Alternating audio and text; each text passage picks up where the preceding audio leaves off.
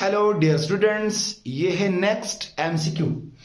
A ball of weight F G is falling vertically downward through air.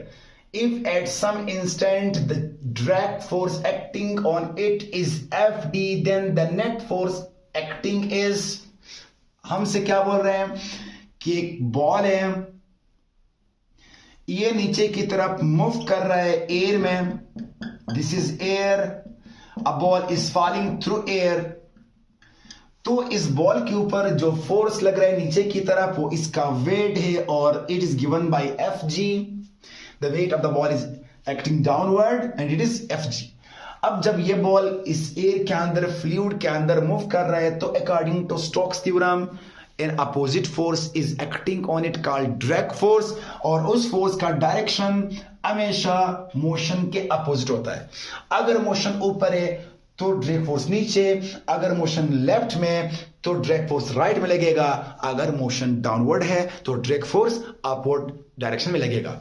तो ये जो नीचे की तरफ आ रहे हैं at some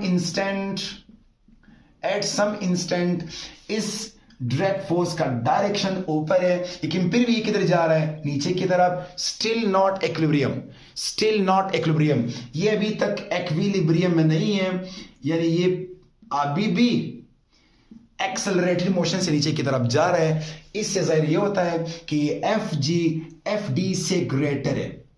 F G is greater then, क्योंकि अगर ये इक्विलिब्रियम में होता तब ये फोर्स इसके बराबर होता, लेकिन नहीं, चूंकि ये नीचे की तरफ जा रहा है. सवाल में कहीं पर भी इक्विलिब्रियम की बात नहीं हुई है, तो यहां पर हम ये कह सकते हैं कि एफ जी एफ डी से क्या है, ग्रेटर है. सो इस दौरान इस बॉडी के ऊपर जो नेट फोर्स है वो किधर लगेगा, नीचे की तरफ, क्योंकि ये ग्रेटर ये लेसर. तो हम एफ जी से एफ डी को माइनस करेंगे, जो बच जाएगी वो होगी नेट फोर्स. तो the net force acting on the ball is F G minus F D. Option A is F G plus F D.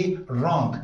ये F D minus F G wrong, क्योंकि ये ग्रेटर ये लेसर है, ये दोनों जी plus है, तो ये wrong. The correct option is option B, F G is greater than F D. So F G minus F D and acting vertically downward. ये था हमारा एमसीक्यू.